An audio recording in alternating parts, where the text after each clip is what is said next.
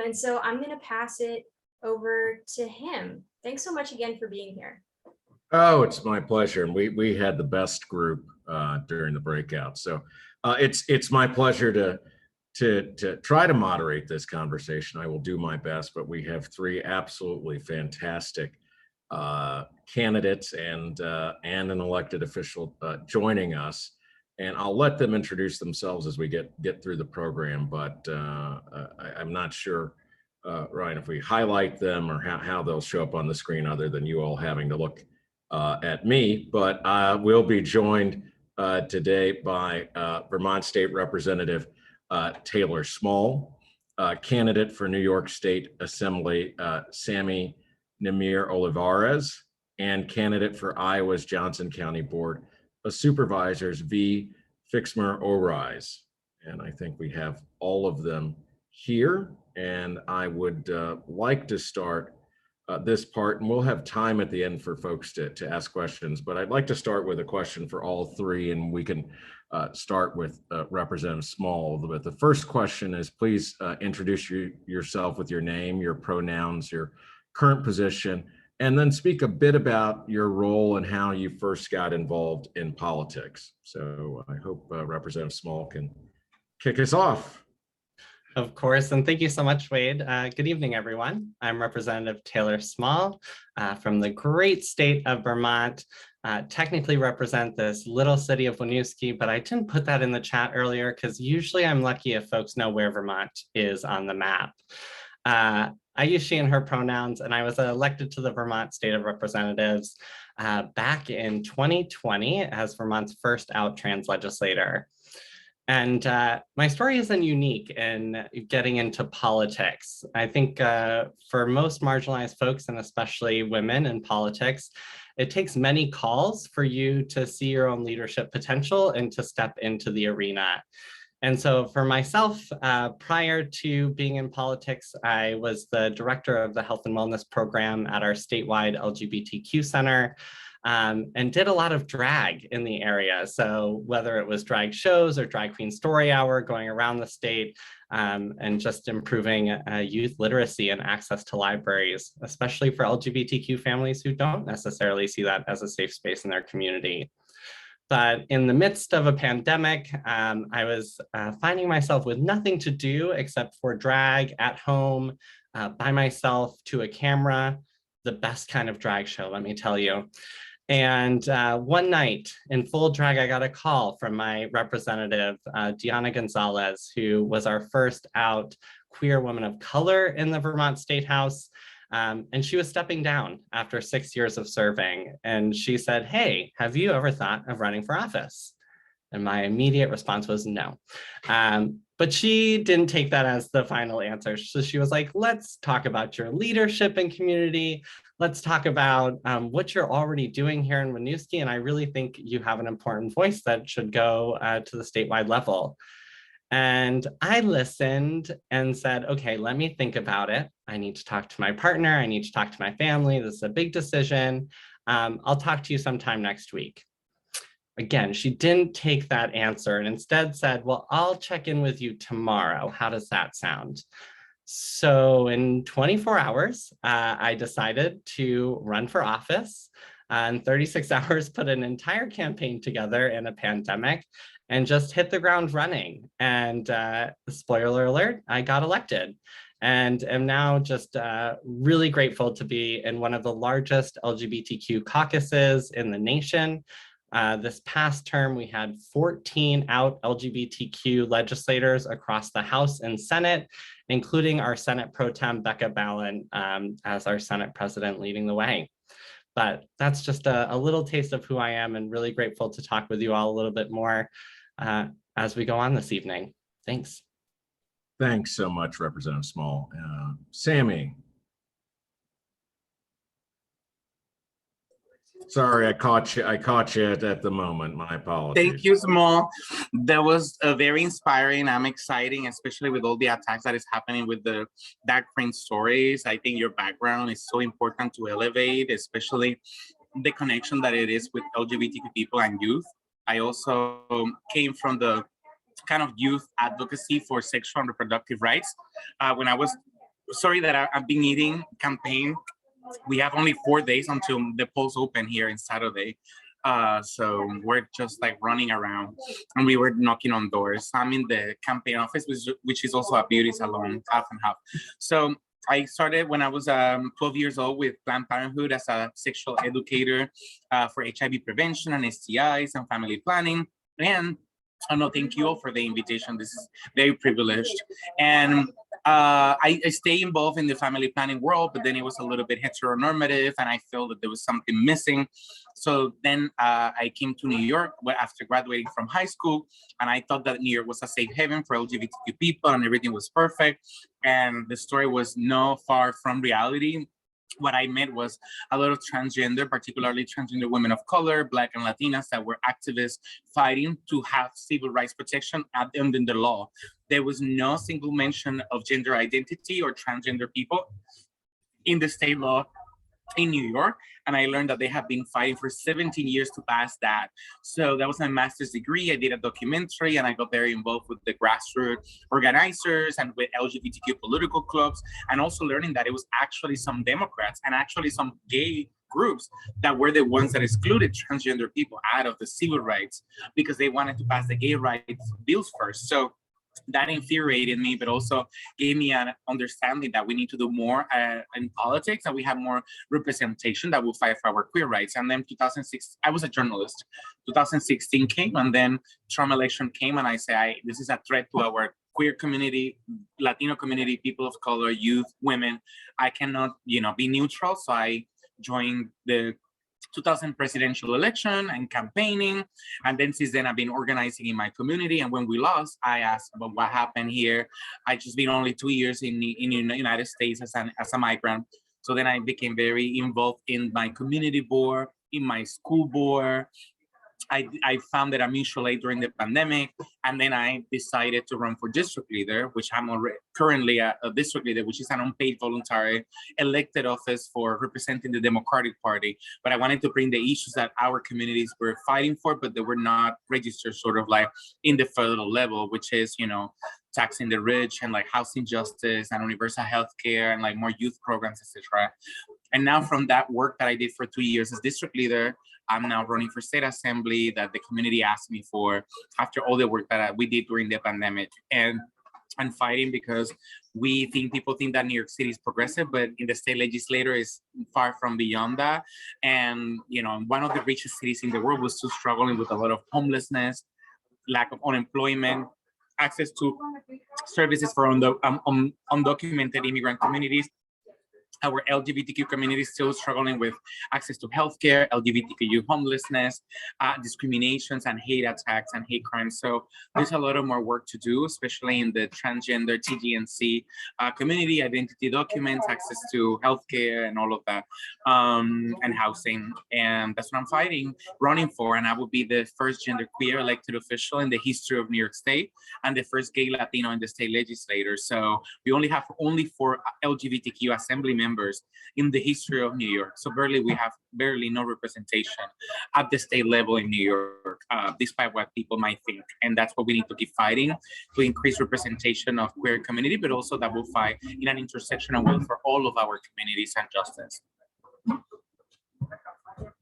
Thanks so much, Samy. And love the hustle.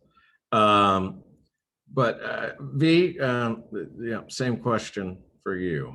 Yeah, thank you. And thank you for inviting me and putting this panel together and being here, in the week of Pride. And so wonderful to be here with Samy and Representative Small. Good luck, Samy.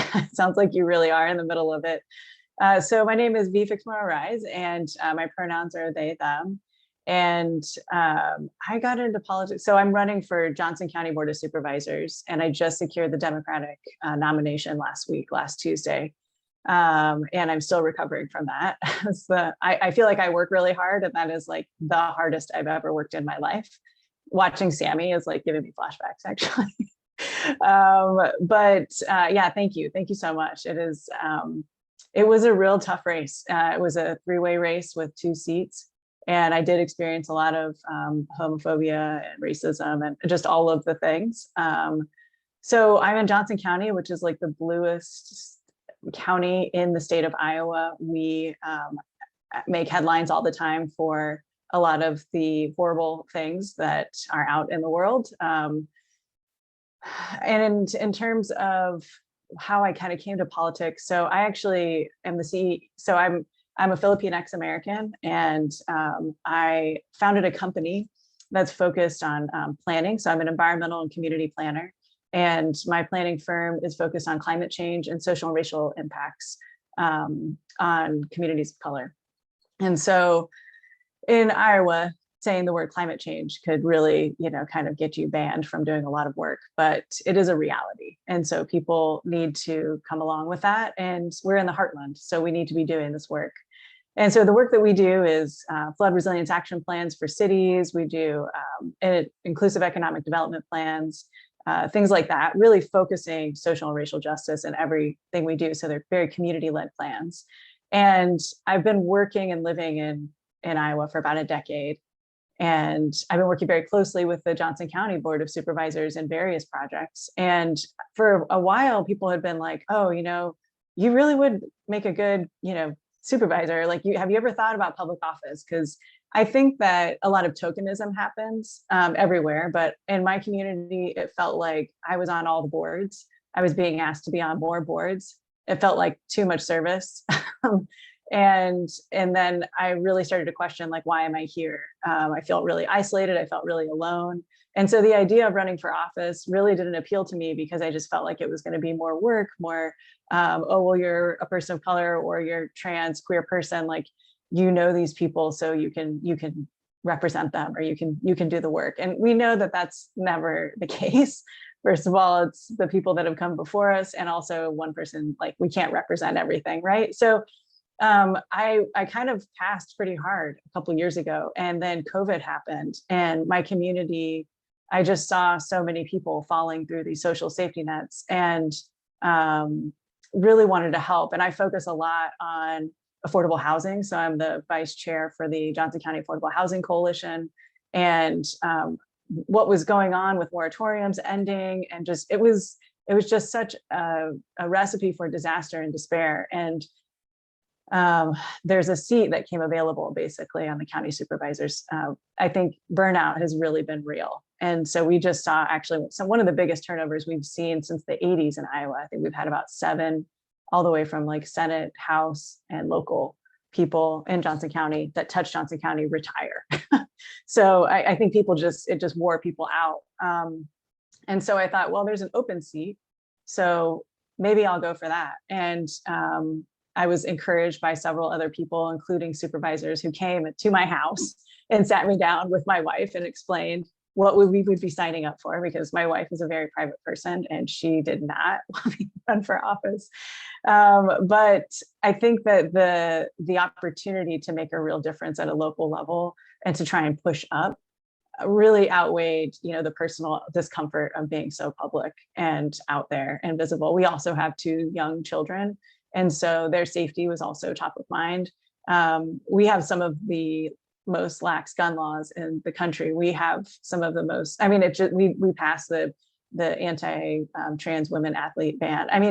We do some of the worst here. So the fear was really real for me. And so I really had to weigh that and the safety of my family. And that became even more real when I was talking to a school board member who had recently won, and she won, but she is a Black woman. And she said, put a camera on your door. And I was like, what?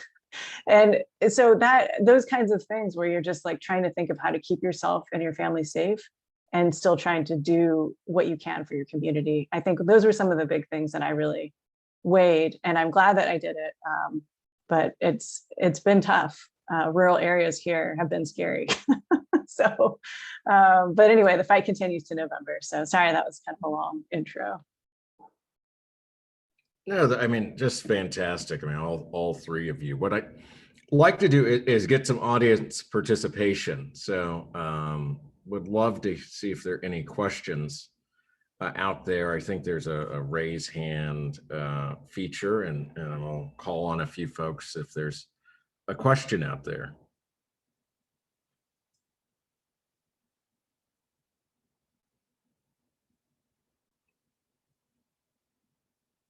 No one wants to be first. Everyone wants to be 14th. Oh, there's a question from Ben. Yeah, I can ask a question. So first, want to thank you all for being here. Super inspiring to hear your all's perspective, and welcome. So thanks for being here. Really was just curious. It being Pride Month, a lot going on in this country. V highlighted a lot of the terrible things that are happening in this country, and so kind of thinking about our perspective as next gen, being Gen Z and millennial. LGBTQ Americans. Was it that you think we can all be doing right now to continue the conversation, help contribute against, what a lot is happening across the country? I think Wade mentioned earlier that there are 28 states that have introduced legislation that is anti-LGBTQ, specifically, more against the trans community. And so really just curious what we can be doing and what your perspective would be on that. So yeah, that can go to anybody. But again, want to thank you all. You're all awesome. So appreciate it.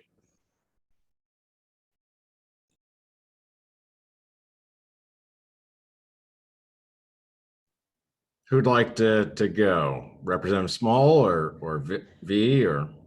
I think Samy is a great example. Being involved. I mean, that is huge. Sorry, Representative Small, I just jumped right in. But, I think the more we are out there and the more that we are pushing, it doesn't have to be just taken to the streets. I think that there's so many different ways to be involved and to create action. And I think especially coming, with COVID, feeling so isolated and some, mental health issues, making sure that you are putting in what you feel comfortable putting in. Not feeling like you have to compare yourself to others who are, putting themselves out there more, or, doing or be able to give more money or something like that. Like, I think that really movements work best when they meet people where they're at. And so to just kind of stay true to who you are and what you can contribute, no matter where you are. And I think that there are rewarding benefits to everyone, because you can connect more with your people and you get to contribute your voice and your ideas, and we need those more than ever. So that's one suggestion. Yeah, and really to build on what V has said already is that it's a radical act to be an out queer and trans person. It always has been, but especially now. I think to my time in the State House itself, I have to say my first year was completely online, which had this sense of distance from what was actually going to happen in the building. And when folks asked me if I was excited about serving, my answer was yes, and I'm really nervous. I'm really nervous that when I go in there, people are not going to see me as more than just a trans person, that they won't see me as a legislator, that they won't see me as a leader, and that they'll think that I'm a single issue focused person coming in instead of understanding the wholeness of who I am. And when I went into the State House for the first time in 2022, it was nerve-wracking. And yet there was this embrace that happened, because I owned who I was in that space. I was unapologetic in showing up. I was unapologetic in introducing pro-LGBTQ legislation in an era when all we've seen is attacks across the nation. And where I thought that I would have to fight to be recognized or have to fight for my identity, time and time again, I had folks coming up and being like, thanking me for being that role model, thanking me for being open to the questions, and knowing that for 149 people in that building, I was the only trans person that they had ever met. And they reminded me of that time and time again. And yet, I'll get off my soapbox in just a second, but I do have to share one funny story from a Republican colleague where they wanted to talk to me about the legislation that was happening in other states, where we were banning youth from accessing bathrooms, or banning youth from being able to play sports with people of the same gender that they hold. And was really curious about the why and my feelings on it. And I was like, well, what are your feelings on it, ma'am? And at the end of our conversation, she was like, you know, thank you for holding this conversation. And I just have to say, have you ever thought that you could be a better trans role model in this state? And I stopped and I was like, gasp, I thought I was doing a wonderful job already. And I said, well, have you ever thought about how you could be a role model for trans kids in the state? And it put her back on her feet. And she was like, wow, I hadn't thought about it that way, and just swiftly walked away. But I knew in that moment that being unapologetic, holding people accountable to not only ask questions and be curious of me and my identities, but to think not what more I could do, but what they could do to stand up and be active allies, was really revolutionary in that space. And I think that's the piece that I would hold is really participating and calling our allies in, because we can't bear the brunt of this work on our own. It's hard enough being a queer and trans person in this world. We need community to allow us to not only survive, but to thrive. Oh, it's just fantastic. I can't imagine the moment. I wish you'd filmed it so we could relive it with you. Oh, me too. There are two other questions out there, and I certainly love people making the time, so I want to make sure we get to them. Howard, I know you had a question, and then Shua, we'll go to you. Sure. Well, first, I wish all three of you were around when I was younger, because my path would have been a lot easier. And I'm just engrossed by the story. But we do have a recording going on, so we can listen to that again. And my question really was where your representative Small you were going before. I'm seeing that a lot of people are sitting on the sidelines. They may post something, they may get infuriated to their friends, and then they go back to their nice little lives. I think that there is no better population, in my opinion, to really that really can really work intergenerationally a lot. So this is directed to people, older queer people who may be comfortable or may be isolated right now. Is what would you give as advice, and for me to get people to stop sitting on the sidelines and to take action? How would you motivate people to not just get angry, but to do what you three are doing? Well, and if we can start with Samy, that'd be great. Thank you, Howard. I mean, that's the question of the 5,000 cents. I wish I have an answer, but I think they need to be brutally honest and like confront people and their own complacency, right? Like Martin Luther King said, is the moderate that doesn't do anything, right? That is worst. So I think we need to question our own community and like, encourage them to take action and like reflect on what piece of contribution, what are we doing to make sure that we live in this world better than that we found it, right? To eradicate homophobia and transphobia, to promote love and peace, right? So, I mean, I can't remember who said, I think, Representative Small, living unapologetically, right? And fearless about our lives, right? I'm pretty open about how I live and like documenting that, but also encouraging people to organize. I think that is the best way. I think also always we feel like we have been taught that taking action is like an individual thing where you just donate or click thing and like you did something, but we need to reemphasize that it's like a community collective action, right? It's how marriage equality passed, and the victories of the civil rights movement to the women's rights to the queer movement has been collective. So I think it's encouraging people to join community and activate locally, right? And something that I do personally is like people think that also like taking action is like marching or like donating or canvassing, and that many people that doesn't speak to them, and that's fine. And every person I ask, the first question I ask, what do you study? What do you like to do the most? Like what you're more passionate about? And a lot of people is just painting, singing, and then encourage people to use their talents and what they like to do to the movement, right? They could create beautiful merch, they could like sing in a concert, and really people should spread the message and like take action based on where they are, right? and there's a lot of ample room to bring your people resources, and like, and also the last point is to politicize everything, right? Like Happy Pride, yes, Happy Pride, but like there's like all this like anti-trans, anti-abortion, anti-reproductive rights bills. Like it's like Happy Pride in resistant, and like always remembering the political history behind, and always being intentional about uplifting the struggles that marginalized communities with our community are going through, and remembering and keeping that story alive, so that people understand that we're not past discrimination, right? The fact that marriage equality passed, right, doesn't mean that our rights are done. To the contrary, visibility now and marriage equality now has brought all this like an avalanche. This is now the moment where more anti-LGBTQ bills has been passed or introduced in the entire, history. So this is the moment to really politicize our serves and like spread the news and like really keep our friends educated. Samy, thank you so much. I want to make sure we get your question in as we get close to time. So, and I hope I'm pronouncing your name accurately. Oh, you're great. My name is Schwan. No worries at all. Okay, see, I learn something every day. My apologies. I hate to miss call anything. So, welcome. What's your question?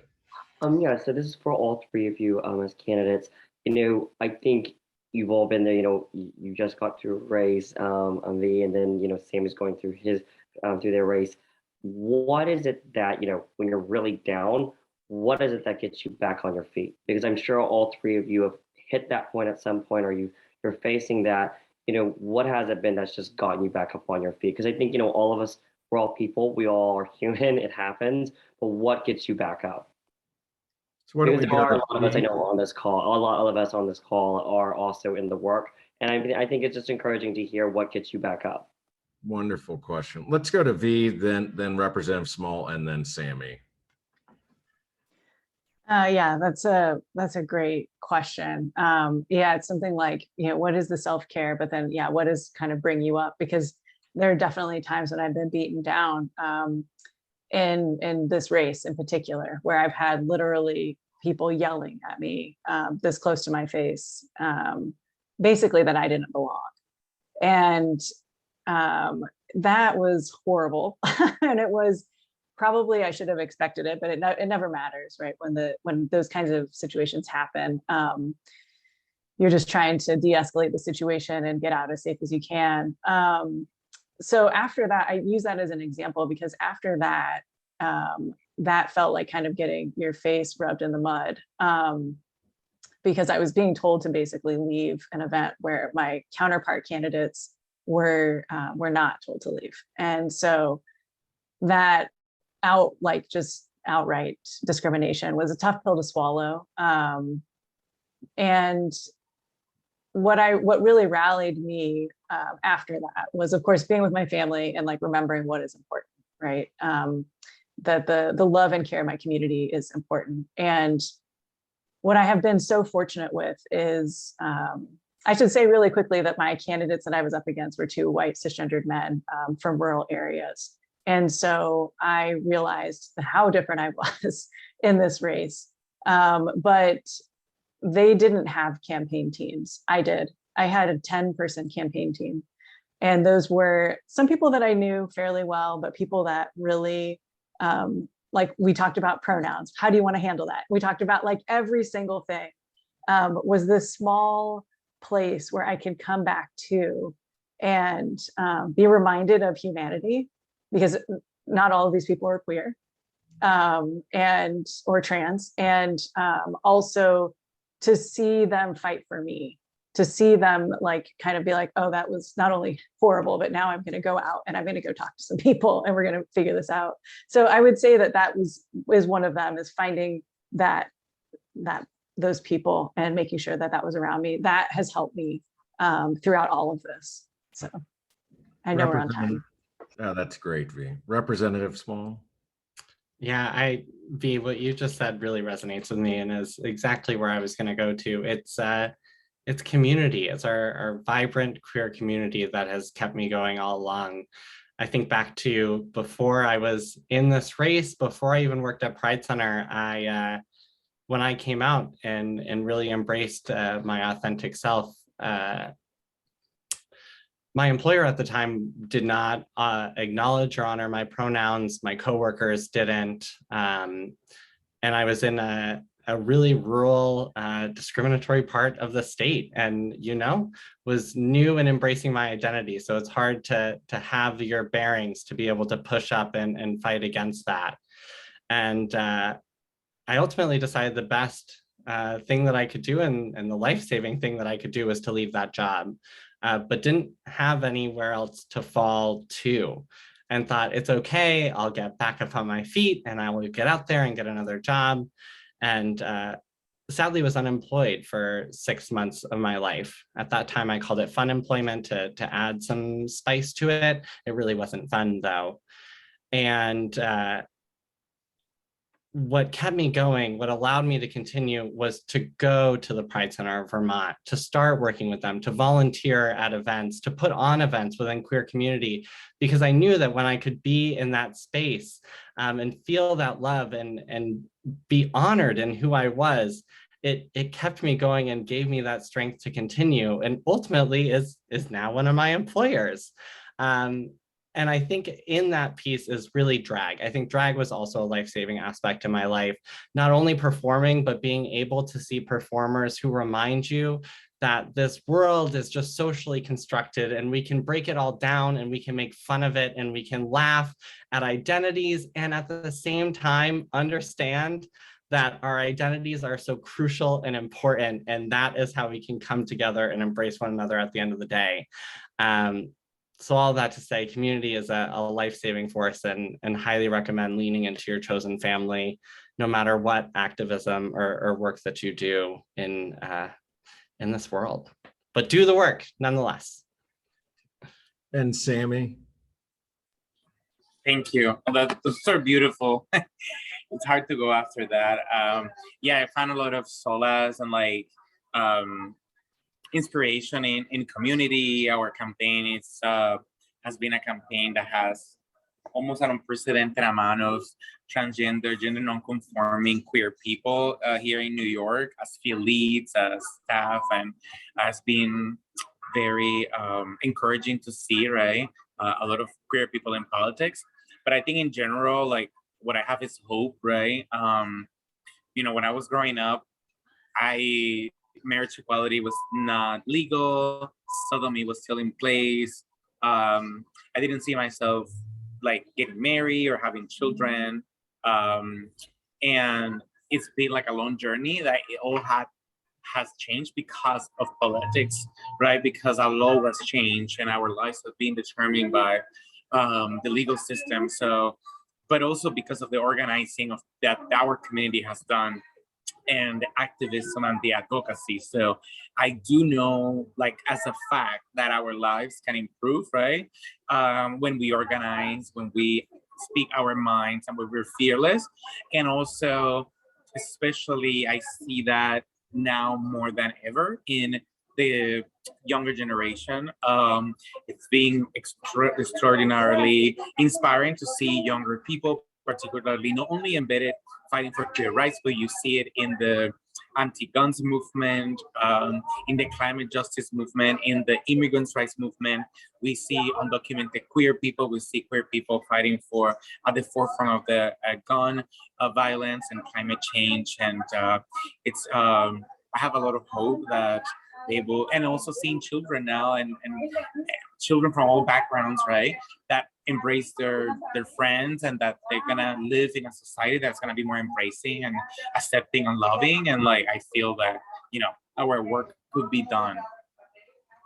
Thank you so much. And I leave this session just a bit of an emotional wreck because of so much that you've shared with each of us and the work that you all are doing and plan to do. So I know on behalf of everyone that stayed, I just want to thank every one of you, Representative Taylor Small of Vermont, future New York State Assembly member Samy, Nemir, Olivares, and future Johnson County Supervisor V. Fixmer-Oraiz. I want to thank you all for putting yourselves out there to represent not just the LGBTQIA IA2S plus community, but all the constituents in the districts and the areas that you serve. So I'm so grateful on the behalf of the Victory Fund Board that you are doing the work and inspiring. I know everyone on this panel. So thank you again. We look forward to the results that will come for all of you and you serving. Thank you so much for having us. As the days come ahead, know you'll have our support. Thank you. With so that, much. again, I want to thank. I said I gotta shut this down soon because I'll get emotional. It's just amazing. Want to thank Jess for bringing this together, and Jess serves on the board of the Victory Fund with me and does tremendous work representing the next generation of leadership in the work that we do. And I know she is joined by 2 other co-chairs, and I had the opportunity to meet this Ohioan turned Coloradan at our leadership summit in California a few months ago. So it's really my pleasure to see him and pass over the program to Ben Schuster. Awesome. So I know we're basically at time here. We just sent the links in there for number 1, joining NextGen. So make sure you click on that. Number 2, our NextGen website. Number 3, our LinkedIn, and number 4, our Facebook. And so just make sure to sign up for those. And then finally, just want to thank you all for joining us. And I saw, above in the chat, you can find the donation links for V, Samy, and Representative Small. Please consider donating to them. Like they kind of covered today, their races are very important. Their voices are really important. And so we want to make sure that they can continue to do the awesome work that they're doing. So just wanted to end it there. Again, thanks for joining all. Our next NextGen event will be probably sometime in September, and we'll be working with a candidate that we've kind of selected to kind of work with and move kind of the cause along. But with that, again, just want to thank you all. Have a great rest of your nights. Enjoy Pride Month, enjoy the parades. It's a great month. And so just want to thank you all, and yeah.